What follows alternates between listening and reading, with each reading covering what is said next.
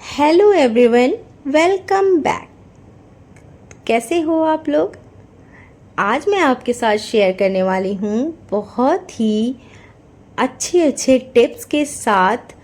आज मैं deep cleaning कर रही हूँ और इसको आप पार्ट 1 मान के चलिए, क्योंकि मैं कोई भी काम ना एक बार में पूरा नहीं करती हूँ, छोटा छोटा ले लेती हूँ, पार्ट पार्ट में करती हूँ, क्योंकि बिल्कुल मैं अकेली हूँ, मुझे ये सारी चीज़ें करनी है। इसलिए मैं किचन की डीप क्लीनिंग करने वाली हूँ, जिसको मैं 2 पार्ट में करूँगी। पहले मैं कैबिनेट्स की सारी क्लीनिंग करूँगी ऊपर की, और उसके बाद जो है ना, जो सारे डोर वाली है ना सारी, उनको मैं पहले क्लीन करूँगी। उसके बाद जब हम जाला वगैरह निकालेंगे, फिर बाकी चीज़ें मैं पार्ट 2 में आपको दिखाऊंगी।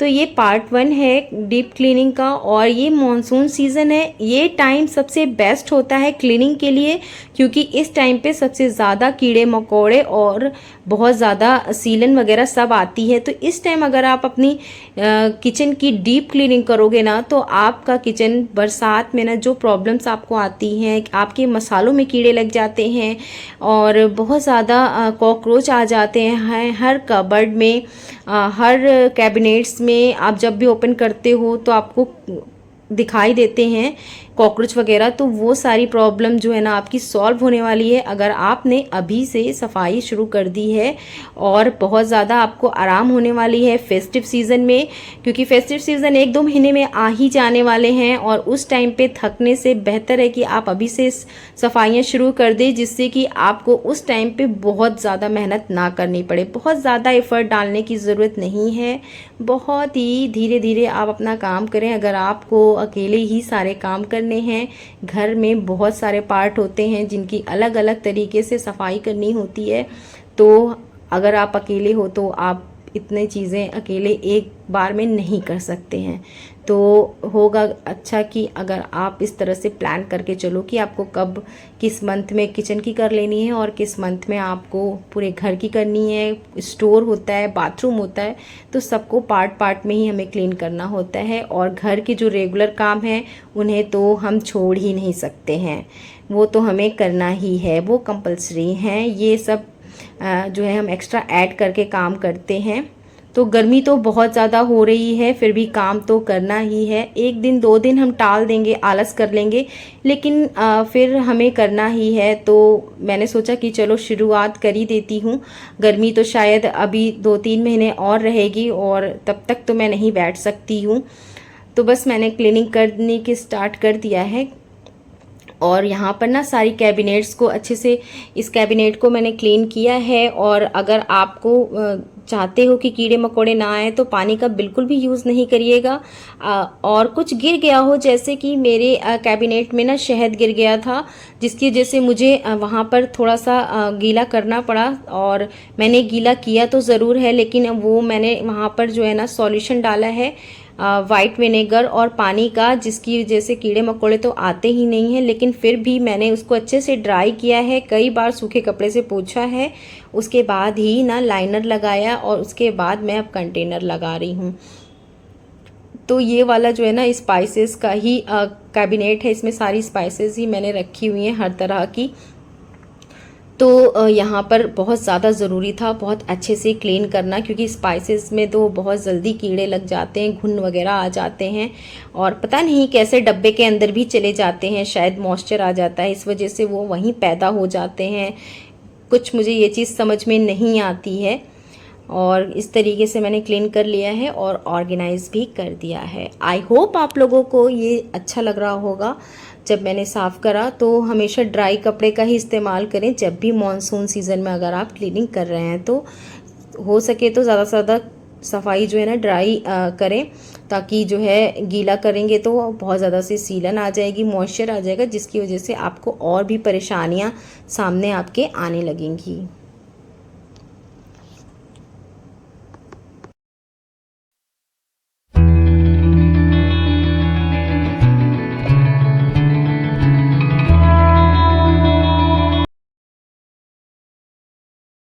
अब जैसे कि यहाँ पर ये सेकंड वाली कैबिनेट है जो कि गैस स्टोव के ऊपर है, और यहाँ पर मैं रखती हूँ अचार की बर्नियाँ, सारी अचार वचार वगैरह है। और फालतू के देख सकते हैं आप कितने सारे बॉक्सेस रखे हुए हैं जो कि मैंने ही रखे हुए हैं। क्लटर मैं ही इकट्ठा करती हूँ, उसके बाद उसको डिक्लटर भी मैं ही करती हूँ। मैंने कुछ चीज़ें ऐसी रखी हुई थी, कुछ बॉक्सेस वगैरह ऑनलाइन शॉपिंग करी तो मिला, तो मैंने रख लिया कि मैं इसका ये बनाऊँगी वो बनाऊँगी, लेकिन ये सब पॉसिबल नहीं हो पाया, मैं नहीं बना पाई। क्योंकि देखिए एक हम होम मेकर्स जो है ना, बहुत ज़्यादा जिम्मेदारियां हमारे ऊपर होती हैं और हमें हर चीज़ के लिए टाइम निकालना होता है, तो ये 24 आवर हमारे लिए कम हो जाते हैं। तो इसलिए जो है ना, अगर आपको कोई पैशन है, आपका कोई शौक़ है, तो आप उसके लिए डेफिनेटली समय निकालिए, बिल्कुल निकालिए। अगर आप निकाल पाते हो तो ज़रूर निकालिए, और मैं भी निकालती हूँ, ऐसा नहीं है। लेकिन गर्मी इतनी ज़्यादा थी ना कि मैंने कुछ बनाया ही नहीं, और अब मुझे वो कबाड़ लग रहा है, तो उन सबको चीज़ों को मैं हटाने वाली हूँ। क्योंकि मैं उसको स्टोर में ला के डालूँगी कि फिर अगर फिर भी मुझे नहीं बनाना हुआ, जब फाइनल मैं सफाई करूँगी तब तो मैं बिल्कुल ही उसको डिक्लटर कर ही दूँगी। तो कबाड़ इकट्ठा करने से अच्छा है कि आप फालतू चीज़ें उन्हें हटा ही दें। जिन चीज़ों को आप कभी यूज़ नहीं करते तो उनको हटा ही देना बेहतर होता है। तो इस तरीके से देखिए, मैं लाइनर का कभी यूज़ नहीं करती हूँ, मतलब मैंने परचेज़ नहीं किया है स्पेशली। और मैं कभी न्यूज़पेपर का यूज़ कर लेती हूँ, कभी कैलेंडर का यूज़ कर लेती हूँ, और इस टाइम मैं यूज़ कर रही हूँ ऑनलाइन शॉपिंग्स के जो बैग्स होते हैं ना, वो पेपर बैग्स होते हैं, तो उनका मैं यूज़ कर रही हूँ। उनको कट करके मैंने यहाँ पर एज अ लाइनर यूज़ किया है, और बहुत अच्छा चलता है ये। काफ़ी जो है ना, अच्छा मोटा इसकी क्वालिटी होती है। और इस पे अचार, इसके नीचे जो है ना मैं लगा दी हूँ, और ऊपर से मैंने अचार वगैरह की बर्नियाँ रख दी हैं। अगर ऑयल वगैरह रिलीज़ भी होता है ना, तो वो जो है कैबिनेट आपकी गंदी बिल्कुल भी नहीं होने वाली है। तो इस तरीके से मैं ऑर्गेनाइज़ कर दी हूँ, और बहुत ज़्यादा यहाँ पे से क्लटर मैंने हटाया है, कोशिश की है। अचार की बर्नियाँ जो थी बहुत ज़्यादा फालतू थी, उन्हें मैंने हटा दिया है। तो कुछ इस तरीके से ऑर्गेनाइज़ हमारा हो गया है ये वाला भी कैबिनेट। टाइम तो देखिए बहुत लगता है, लेकिन अगर हम इसको कर लेंगे तो कुछ नहीं तो हमारी महीने 2 महीने की फुर्सत हो जाएगी। तो अब ये तीसरा कैबिनेट है और इसको मैं क्लीन करने जा रही हूँ। तो इसमें मैं कुछ चीज़ें रखती हूँ ऐसी, जैसे कि कप्स वगैरह, ग्लास और टोस्टर है, ये सारी चीज़ें रखती हूँ। ड्राई फ्रूट्स वगैरह भी रख देती हूँ, आगे जगह बचती है तो। कुछ ज़्यादा कंटेनर्स हो जाते हैं ना, इधर उधर जगह नहीं होती है, तो मैं यहीं पर रख देती हूँ। एक्स्ट्रा चीज़ें इसी में रखती हूँ मैं। तो बस इन सबको मैं बाहर निकाल लूँगी, और उसके बाद जो है ना यहाँ पर भी क्लीनिंग कर लेंगे। और जो फालतू के डब्बे हैं जिनको मैंने रखा हुआ है कि मैं इनको भी यूज़ करूँगी, धो के निकालूँगी, तो मुझे नहीं लगता कि मैं उनको धो पाऊँगी या उनको मैं रीयूज़ कर पाऊँगी, तो मैं उनको आज बिल्कुल हटाने वाली हूँ। तो बस यहाँ पे लाइनर वगैरह ज़्यादा गंदा नहीं हुआ था, क्योंकि यहाँ पे ये मैं कैबिनेट बहुत कम ओपन करती हूँ, और बिल्कुल साफ़ था, तो जिसकी वजह से ना इसका बिल्कुल वैसे ही मैंने लाइनर को लगा दिया है न्यूज़पेपर। और ये कप्स और ग्लास के जो बॉक्सेस हैं उनको रख दिया है। अक्सर लोग ये कप बॉक्सेस में से निकाल लेते हैं और फिर उसके बाद जो है ना उन्हें बाहर ही रख के यूज़ करते हैं, बट मैं यूज़ नहीं कर रही हूँ, तो मैंने बॉक्सेस में ही रखा हुआ है। क्योंकि जब हम शिफ्ट करते हैं ना, तो हमें उस टाइम पे ये बहुत ज़्यादा अच्छा फील कराता है, क्योंकि हमारा ऑलरेडी पैक्ड होता है चीज़ें, और हमें ना उसको पैक करने के लिए ज़्यादा ना समय देना पड़ता है, ना एफ़र्ट देना पड़ता है, और ना ही ज़्यादा सोचना पड़ता है कि अब हम इसको किस तरीके से पैक करें। तो ये बहुत हमारे लिए अच्छा होता है। इसलिए हम लोग ना जब रेंट पे रहते हैं ना, तो बहुत सारे चीज़ों के बॉक्सेस रखे रहते हैं, बहुत सारे जो अप्लायंसेस हैं उनके भी बॉक्स रखे रहते हैं, जिसकी वजह से ना हमें शिफ्ट करने में बहुत आसानी होती है। उसमें वो फिट आ जाते हैं और वापस से हम उसी में रख कर उन्हें शिफ्ट कर जाते हैं।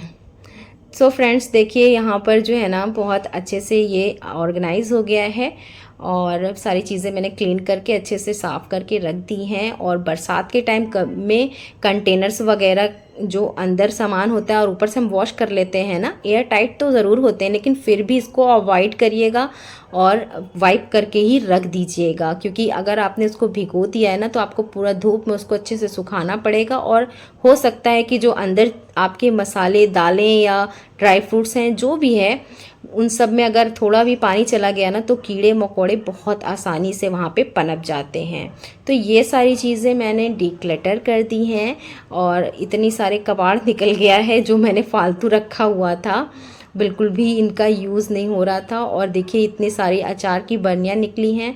और देखिए इस तरह की बर्नियाँ जो हम रेडीमेड अचार लाते हैं उसमें टीन के ये ढक्कन होते हैं और जो कि खट्टे से ना ज़्यादा दिन तक देखिए रखे रहते हैं, तो ये इनके ढक्कन ना ख़राब हो जाते हैं।